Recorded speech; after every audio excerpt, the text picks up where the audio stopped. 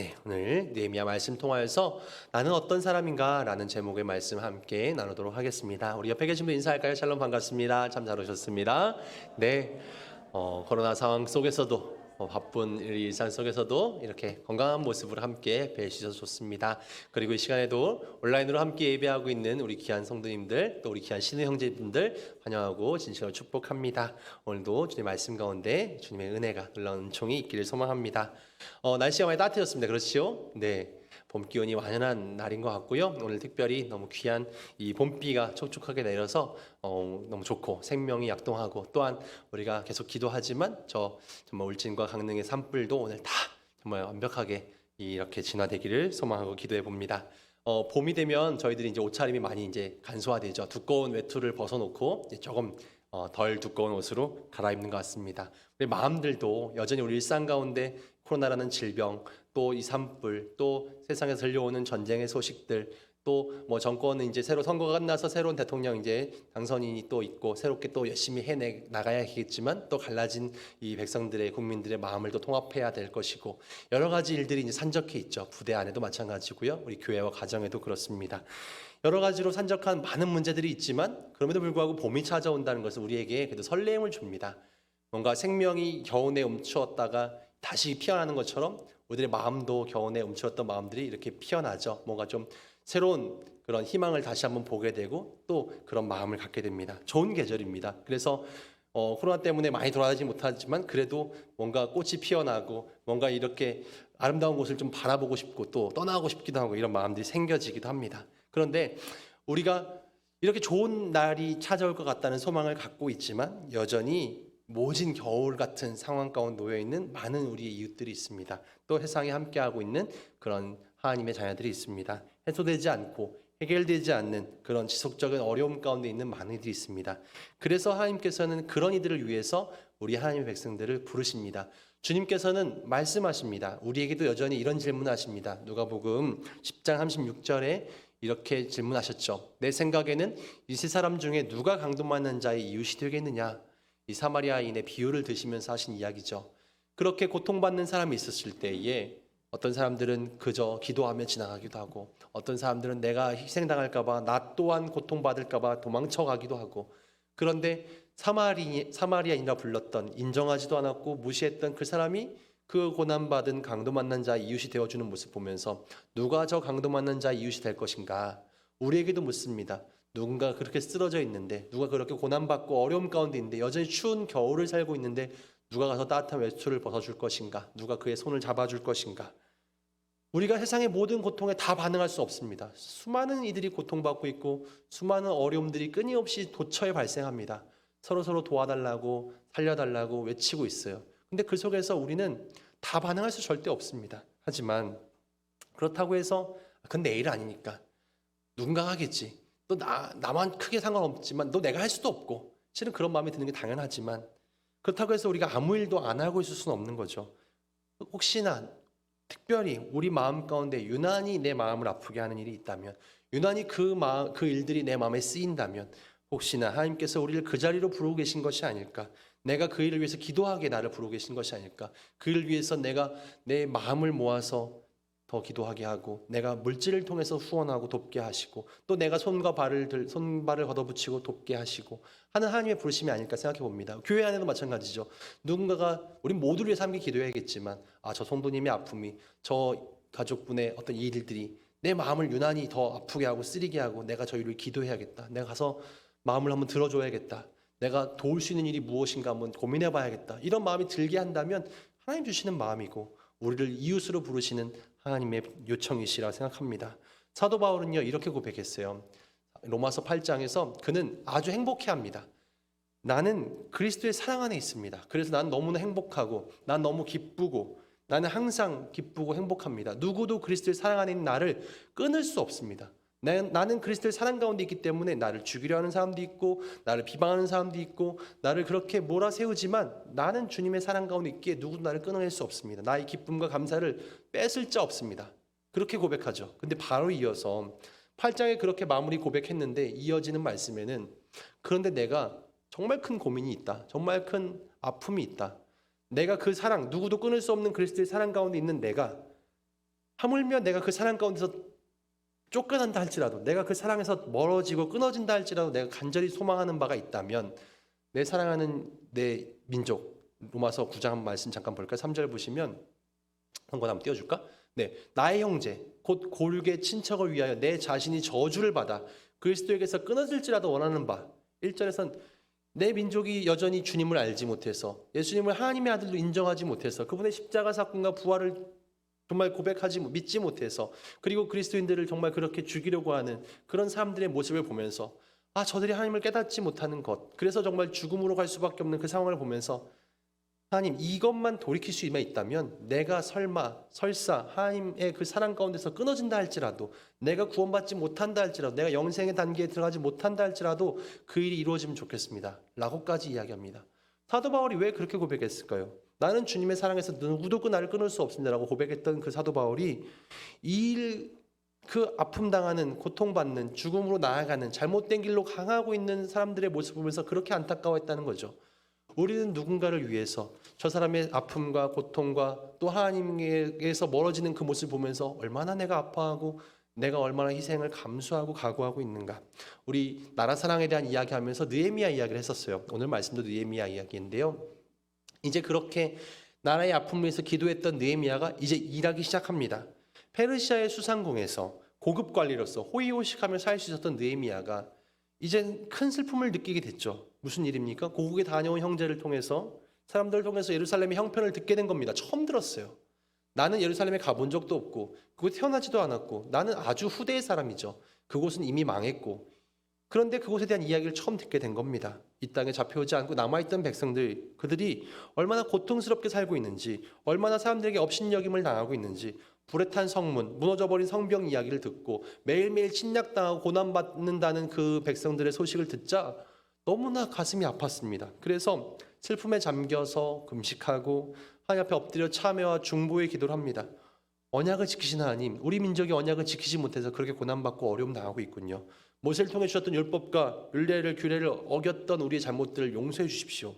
그러면서 그는 하나님, 그렇다면 나는 과연 이 일을 위해서 어떤 일을 할 수 있겠습니까? 그렇게 구합니다.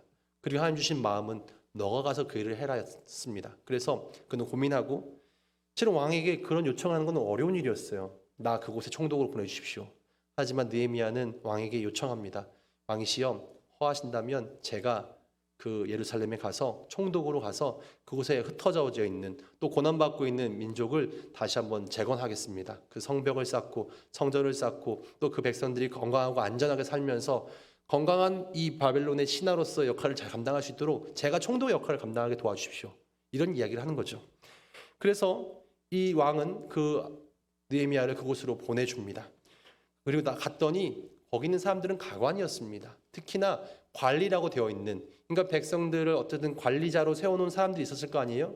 그들이 이미 이제 멸망당한 왕국의 이제 신하로서 거의 희망 없이 소망 없이 살고 있는 거죠. 그리고 자기의 자리를 보존하면서 그냥 자기들만 먹고 살 궁리만 하고 있는 사람들이었어요.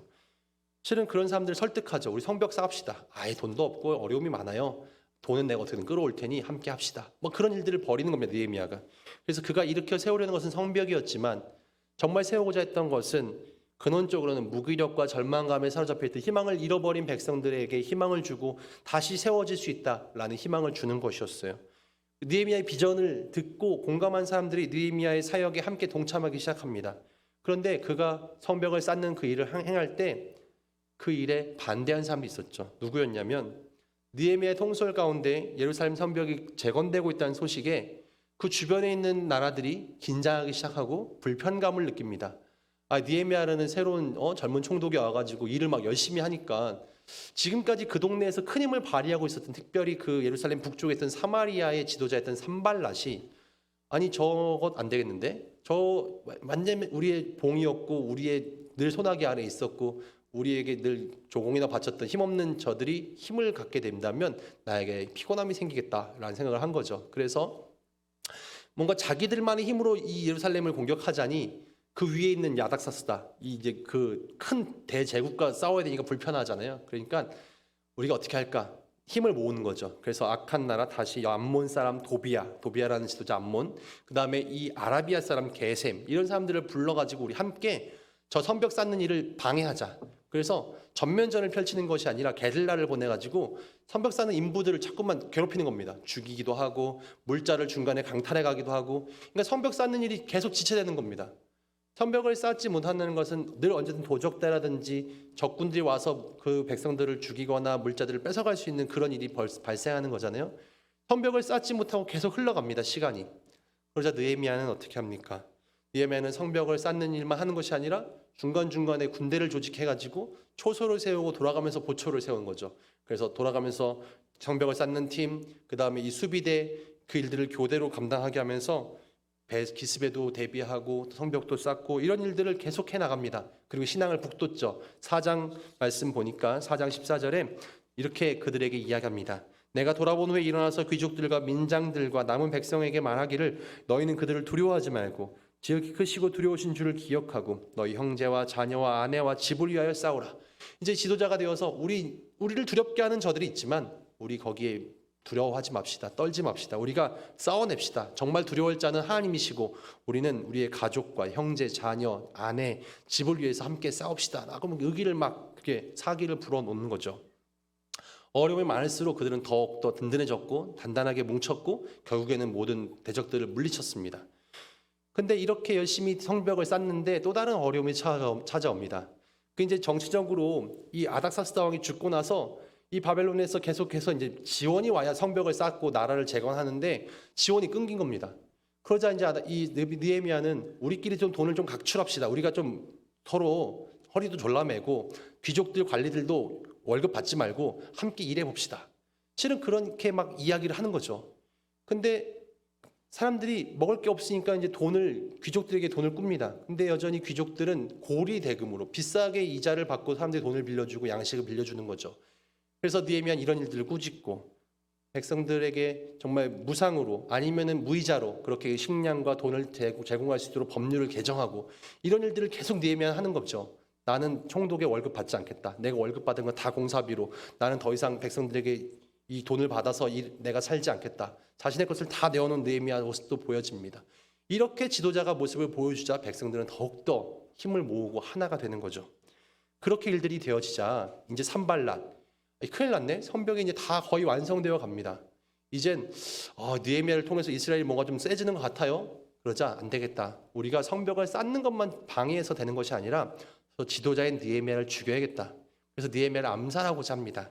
그래서 느헤미야에게 협상을 하자고 그를 불러내죠. 뭔가 성벽 안에 있고 성전 안에 있고 호위대 안에 있으면 죽이기가 어려우니까 그런 외진 곳으로 그를 불러내는 겁니다. 넓은 곳으로. 그래서 들판의 한 마을인 오노라는 지역으로 그 느헤미야를 불러내죠. 그런데 느헤미야는 거기에 반응하지 않습니다. 내가 너희랑 할 얘기 없다. 네, 와서 같이 대화하고 협상하자 하지만 느헤미야는 전혀 움직이지 않습니다. 그러자 이 산발랏은 이제 그 대제국인 바벨론 쪽으로 편지를 보냅니다. 느헤미야가 지금 이 왕을 배반하고 여기서 쿠데타를 일으켜서 자기만의 왕국을 세우려고 합니다. 저를 처단해야 됩니다. 뭔가 이런 음모를 계속 세우는 겁니다. 오늘 말씀 8절부터 읽었는데 8절 볼까요? 느헤미야가 흔들리지 않는 모습입니다. 내가 사람을 보내어 그에게 이르기를 내가 말한 바 이런 일은 없는 일이요 내 마음에서 지어낸 것이니라. 실은 너희들이 지금 거짓말을 하고 있어. 나는 절대로 왕을 배반하거나 배신하거나 내가 왕이 되려고 한 것이 아니라 지금 백성을 지키려고 하는 거고 너희들이 지금 지어낸 일이야 라고 이야기합니다. 그러면서 그는 기도하죠. 9절 말씀에 말씀 한번 자막 띄워주실까요? 이는 그들이 다 우리를 두렵게 하고자 하여 말하기를 그들의 손이 피곤하여 역사를 중지하고 이루지 못하리라 함이라. 이제 내 손을 힘있게 하옵소서. 하나님, 저들이 우리를 힘 빠지게 하려고 나를 나를 음해하고 나를 넘어뜨리려고 하고 우리 힘을 자꾸만 빼지만 우리 손을 피곤하게 해서 역사를 중지하게 만들려고 하지만 우리에게 더욱더 힘을 주십시오. 그렇게 기도하면서 더욱더 이 일을 맞춰갑니다. 근데 산발랏은 끝까지 집요했어요. 밖으로 불러내는 것은 어렵겠다. 그렇다면 우리가 내부에서 뭔가 자존질환이 일어나게 해야겠다. 그래서 느헤미야를 돕고 있는 사람을 매수하죠. 그 가운데서 하나님 말씀을 전했던 스마야라는 사람이 있었어요. 느헤미야가 굉장히 신뢰했던 사람이었는데 이 스마야를 돈으로 매수합니다. 그래서 이 스마야가 어느 날 나타나지 않는 겁니다. 그래서 느헤미야가 궁금했죠. 스마야가 왜 안 나타나지? 스마야 집에 찾아갑니다. 근데 느헤미야에게 스마야가 이야기하기를 지금 내가 첩보를 들었는데 왕궁 안에 느헤미야를 죽이려고 하는 사람이 들어왔답니다. 성전으로 도망치시죠. 성전에 그 외소에 가서 우리가 안전을 보장합시다라고 이야기합니다. 물론 그 가운데 암살단이 자객이 있었던 것이죠. 근데 하나님께서는 느헤미야 영적인 분별력을 허락하셔서 스마야가 거짓된 이야기를 하고 있고 지금 이 느헤미야를 죽이려고 하는 사람이구나라는 깨닫게 하십니다. 도처가 적이었고 도처가 함정이었고 느헤미야를 넘어뜨리는 그런 세력들이 너무나 많이 있었습니다. 그럴 때마다 느헤미야는 기도합니다. 14절 말씀에 내 하나님이여 도비야와 산발랏과 여선지 노야다와 그 남은 선지자들 곧 나를 두렵게 하고자 한 자들의 소행을 기억하옵소서. 하나님, 지금 우리가 이 일을 하지 못하게 만드는 수많은 적들이 있습니다. 저들이 한 일을 기억하여 주십시오. 오늘 말씀을 보면서 해상에는 느헤미야 같은 사람도 있고요, 산발랏과 같은 사람들이 있습니다. 느헤미야는 동족의 고통에 그냥 눈 감으면 자기 혼자 자기는 잘 살 수 있었어요. 한평생 호의호식하고 편히 살 수 있는 자리에 있는 사람이었습니다. 아주 멀리서 일어나고 있는 일이었어요. 자기와 가까운 데의 일도 아니었습니다. 하지만 그는 편안함의 자리를 박차고 나서서 그 어려운 자리로 찾아갔습니다. 그런 반면에 산발랏은 어떻습니까? 나의 영향력, 나의 지위, 어떤 이런 것들 잃지 않기 위해서 지금 의로운 사람이 느헤미야를 죽이려 하고 그를 모함하고 그를 정말 어렵게 만듭니다. 다른 민족도 아니고요. 실은 사마리아나 이스라엘이나 한민족이었지 않습니까? 한민족이었으나 서로 이렇게 서로를 죽이려고 하는 것이죠. 세상에 느헤미야 같은 사람보다 산발랏 같은 사람들이 훨씬 더 많습니다. 그래서 세상이 어지러운 것이죠. 내게 이익만 된다면, 내게 정말 계산적으로 이게 더 옳다고 더 효과적이라고 생각되어진다면 그곳에는 정의도 공의도 필요 없습니다. 저 사람을 내가 밟고서라도 내가 뭔가 얻을 게 있다면 그렇게 하는 세상입니다. 그리고 거기에는 불의한 세력들이 붙죠. 도비야라든지 또 게셈이라든지 오늘 스마야라든지 그렇게 넘어가는 사람들이 참 많이 있어요. 그런 사람 때문에 세상은 점점 더 어지러워져만 갑니다. 역사가 더욱더 발전하기 위해서 하나님의 나라가 세워지기 위해서는 산발랏 같은 사람들이 줄어들고 느헤미야 같은 사람이 많아져야 합니다. 실은 우리 그리스도인들이 느헤미야 같은 사람이 되어야 하는 것이죠. 세상 가운데 사람들이 자기에게만 그렇게 앞서는 것이 아니라 빌붙는 것이 아니라 이웃과 함께 더불어 사는 세상을 세우기 위해서 내 욕망을 제한하고 공적인 문제에 눈 감지 않고 그렇게 함께 나설 때 세상이 조금 더 나아질 것이고 더욱더 하나님 나라가 앞당겨질 것이라고 믿습니다. 사람들은 함께 살아갑니다. 우리 함께 부축할 수밖에 없는 존재들인 것이죠. 그렇게 우리 살면서 나머지는 하나님께 맡긴다면 하나님께서 이런 것들을 이루어 주실 겁니다. 사순절 둘째 주간을 보내고 있습니다. 주님께서 이 땅에 오신 이유가 무엇입니까? 우리를 위해서, 온 인류의 생명을 구원하기 위해서 자신의 목숨까지도 내어놓으셨던 그 주님의 십자가 사랑을 기억하면서 나 또한 그 주님의 사랑을 경험한 자로서, 체험한 자로서, 그 주님의 은혜를 입은 자로서 나는 어떻게 살 것인가? 나는 과연 나의 십자가를 어떻게 질 것인가? 나의 십자가를 짓는 마음으로 세상 가운데 고난받고 어려움 당하고 있는 이웃의 고통에 정말 귀닫고 마음 닫는 것이 아니라 더욱더 마음을 쏟고 더욱더 내 손을 내밀고 우리가 함께 할 수 있는 우리가 되길 소망합니다. 그런 의미로 우리가 함께하고 있죠. 우리 교회도 계속해서 지역 주민들에게 어려움 당하고 있는, 또 부대 가운데 어려움 당한 사람들에게, 또 지금도 우크라이나 전쟁 난민을 위해서, 또 산불로 집과 재산을 잃은 그 이재민들을 위해서 내가 할 수 있는 무엇일까? 함께 기도하고 함께 작은 물질이지만 함께 그들을 위해서 함께 마음을 쏟고, 또 우리 교회 가운데 고난받고 어려움 당하고 있는 이들을 위해서 함께 마음으로 기도해주고, 이런 일들이 우리가 다 느헤미야 같은 하나님의 사람으로 서기 위한 그런 작은 노력들이라 믿습니다. 우리가 그렇게 하나님의 뜻 가운데 나아갈 때 내 자신만 생각하는 자아의 감옥에서 이제 탈출해서 더욱더 이웃의 세계로 하나님께서 만드신 아름다운 세상으로 그렇게 확장되는 삶을 살 수 있는 우리가 될 줄 믿습니다. 그렇게 함께 살아가시기를 주님의 이름으로 축원드립니다. 아멘. 기도하겠습니다.